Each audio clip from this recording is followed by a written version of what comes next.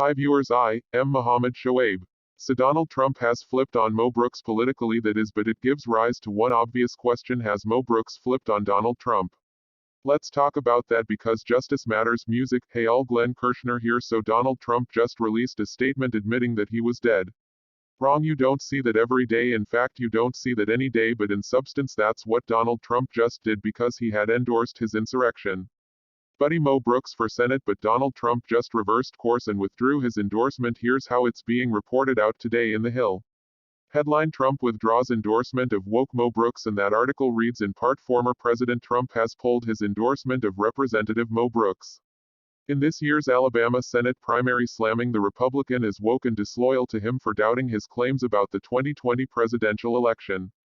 Trump says, quote, "When I endorsed Mo Brooks, he took a 44-point lead and was unstoppable. He then hired a new campaign staff who brilliantly convinced him to stop talking about the 2020-2022 election," Trump said in a statement issued on Wednesday morning. So Trump claims that he's withdrawing his endorsement because Mo Brooks wouldn't stick with his lie about the election being stolen, a claim that even Bill Barr said, "I told Donald Trump the claim that the election was stolen was BS. Don't you love it when these corrupt politicians start to feed on one another?" But I digress. Back to the Hill article. Trump says, quote, "Very sad, but since he decided to go in another direction, so have I, and I am hereby withdrawing my endorsement of Mo Brooks for Senate. I don't think the great people of Alabama will disagree with me. Election fraud must be captured and stopped, or we won't have a country anymore." Now, Donald Trump does not like to admit that he's ever wrong, but he just did. So the question is why? Well, before we try to tackle the question of why Donald Trump just flipped on Mo Brooks, let's remember what Mo Brooks said and did together with Donald Trump at Trump's January 6 pre-insurrection pep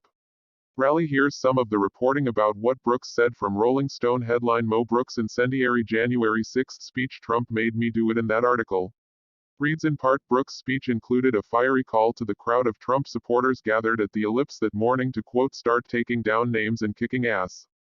Brooks also noted how our ancestors sacrificed their blood, their sweat, their tears, their fortunes, and sometimes their lives before asking the audience if they were willing to do the same. Quote, "Are you willing to do what it takes to fight for America?" Brooks yelled before telling the rally attendees to carry the message to the Capitol, and that the fight begins today. So in a very real and direct and express way, Mo Brooks, together with Donald Trump and Rudy Giuliani and Don Jr. and others who talked at the pre-insurrection pep rally, not only hyped the crowd up, told them they had to go down there and fight like hell or they won't have a country anymore. The fight starts today. Get down there and kick ass and take names. Now go Mo Brooks. Donald Trump and the others launched the attack on the U.S. Capitol on January 6, and now Donald Trump has flipped on Mo Brooks. So what might motivate Trump to admit that he was wrong to endorse Mo Brooks?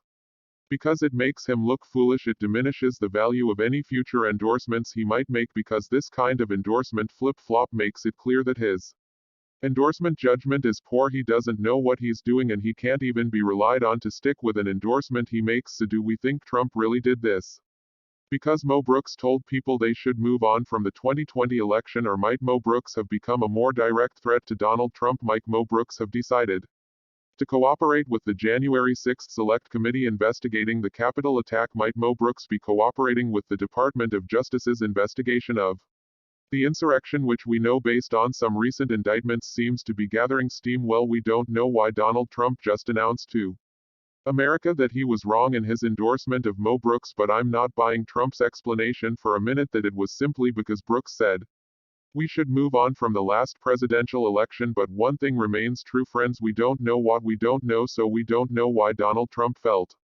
compelled to issue a strongly worded statement that Donald Trump was wrong, but we do know that's unusual. We don't know where the January 6 committee is precisely in its investigation. We sure don't know where the Department of Justice is in its investigation of the insurrection, but we do know one thing: we know that we're going to stay at it.